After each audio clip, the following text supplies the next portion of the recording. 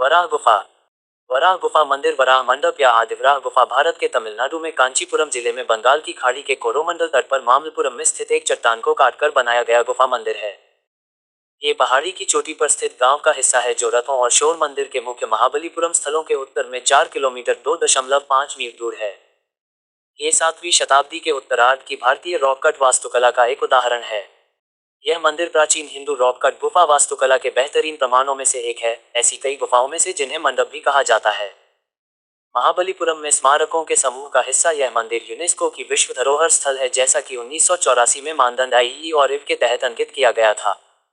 वराह गुफा मंदिर हिंद महासागर के बंगाल की खाड़ी के कोरोमंडल तट पर रथों और शोर मंदिर के मुख्य महाबलीपुरम स्थलों के उत्तर में 4 किलोमीटर 2.5 मील महाबलीपुरम शहर की पहाड़ियों पर स्थित है।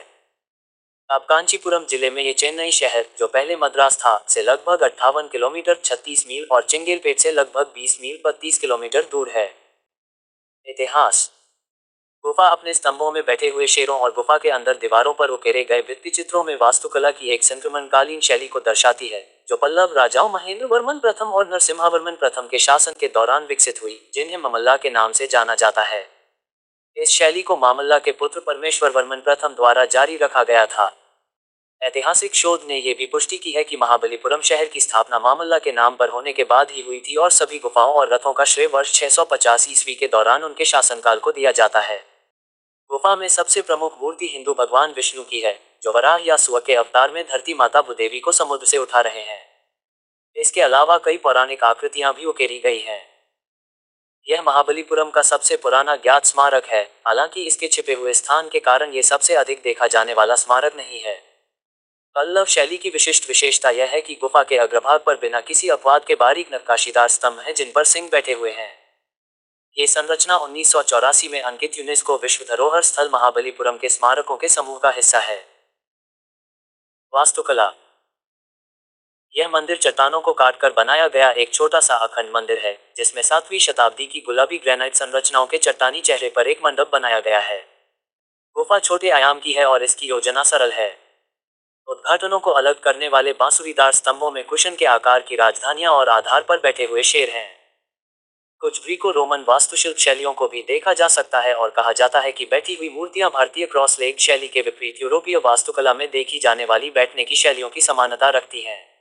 इस प्रकार महाबलीपुरम में बनाई गई शैली वास्तुकला की दक्षिण भारतीय शैली के लिए अग्रदूत बन गई।